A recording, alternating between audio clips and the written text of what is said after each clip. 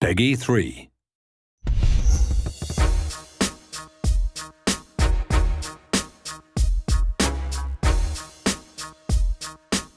In a pickup game, who would I pick up? What 5 guys would I pick up to make sure I hold on to the basketball? Scottie Pippen for sure, Magic Johnson, James Worthy, and Hakeem Olajuwon. I got no chance of losing, none at all.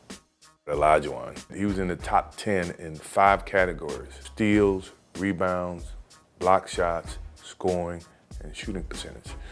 To have a big guy of his size to be in the top 10 in steals. Now you can assume that he would be in blocks, which to me shows versatility of what type of guy he really was. My favorites, that's hard, because it's like saying which one of your kids do you like the most. 11s are my favorite, 3s are my next favorite, and probably 12 or 13 comes in third. I always wore a brand new pair of shoes every game. So you figured at the beginning of the season or at the end of the season, I'd gone through almost 150 pairs of shoes. And the reason I chose to do that is because if you ever was a kid and you ever put those shoes on for the first time, it's like you feel energetic. You feel like you got something that you can actually showcase. Well, I wanted that feeling every game. My most memorable dunk that I think about very, very often is the Patrick Ewing dunk. And that's only because Patrick and I are such great friends. And Oakley was a part of that whole process because he thought he could defend. And it was one that we got into a screen and roll, and then I spent back, and Patrick I told him, Georgetown guys don't block shots, all they do is take charges.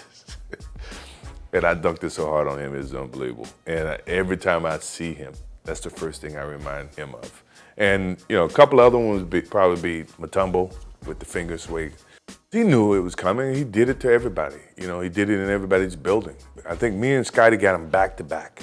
Scottie got him first, and then I got him. And he couldn't answer. He couldn't say anything. But he's blocked so many shots. So, if you're a shot blocker, that doesn't bother you. Just wait for the next opportunity, which I'm pretty sure he got me back at some point in time. But to be able to do that to him, that was gratifying. Probably the guy from the 5th championship because he was a little bit more knowledgeable, he was a little bit more craftier. 92 was strictly off of adrenaline, athleticism, smart, good team, hungry. But in 95, it was like I knew what I was capable of doing. I knew how to get from one point to the next. I did it from a strategic standpoint as opposed to from an athletic standpoint. The significance of 23. Well, in high school, when I played with my brother, my favorite number was 45, and his favorite number was 45. But we were on the same teams.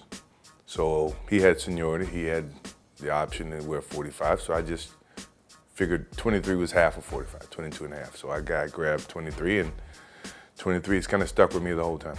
I went back to 45. Obviously, I was just coming back from retirement. My father just passed. I've never worn any other number other than 23 in front of him in the NBA. So I kind of felt like I wanted to start off fresh, it's a new start. So I went back to my old number, which is 45, and for whatever reason, that didn't click in terms of luck or just the way I felt. The number 12 jersey happened in Orlando. I was going out for my normal pregame activity, and then when I get to my locker to put on my uniform has been stolen. So everyone was trying to go into the stands to try to find my jersey, replica jersey that everybody was wearing coming to the games. None of them fit, obviously. So I ended up wearing number 12 for that one particular game. Actually, I played pretty good that game, if I remember correctly.